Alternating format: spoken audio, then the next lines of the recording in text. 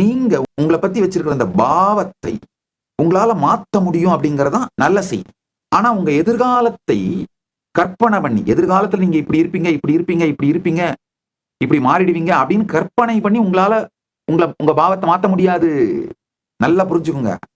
உங்க கடந்த காலத்திலே நீங்க எப்படி இருந்ததா நீங்க நினைக்கிறீங்களோ அந்த பாவத்தை அழித்து விட்டு நீங்க எப்படி இப்ப இருக்கணும்னு விரும்புறீங்களோ அந்த பாவத்தில் தான் நீங்கள் கடந்த காலத்திலேயே இருந்தீர்கள் அப்படிங்கிற கட்டமைப்பை ஏற்படுத்தினீர்களானால், கான்சியஸா அந்த பாவத்தை உருவாக்கினீர்களானால், நிகழ்காலத்திலும் எதிர்காலத்திலும் நீங்க விரும்பிய நபராகவும் வாழ்க்கையையும் நீங்கள் வெளிப்படுத்துவீர்கள்.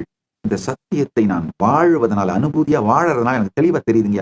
ஐயோ, இவ்வளவு எளிமையான ஒரு அறிவியல் மனிதர்கள் எல்லாருக்கும் பள்ளிக்கூடத்துல இது பாடமாக சொல்லிக் கொடுக்கப்பட வேண்டுமே. இது மட்டும், இந்த அறிவியல் மட்டும் பாடமா பள்ளிக்கூடங்கள்ல சொல்லிக் கொடுக்கப்பட்டா சிவிலைசேஷனே இனாமே ஞானம் அடைந்து விடுங்கயா. அந்த மாதிரி ஒரு ஞானமடைந்த இனமாத்தான் நாம இருந்தோங்கயா.